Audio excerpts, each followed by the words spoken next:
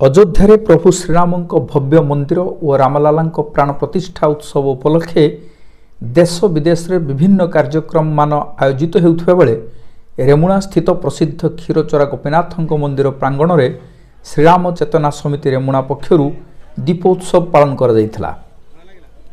सोमवार संध्यारे समितिर वरिष्ठ सदस्य तथा पूर्वतन सरपंच गिरिधारी दास अन्यतम सदस्य अद्वैत महाराणा नेतृत्व में सहस्राधिक दीपरे स्वस्ति ओम एवं जय श्रीराम सजा जाइथिला।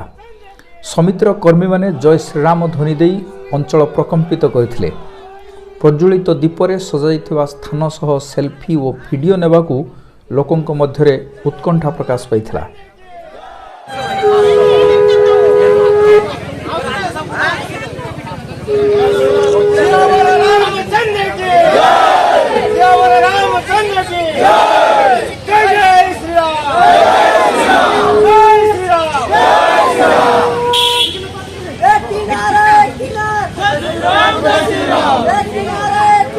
जय श्री राम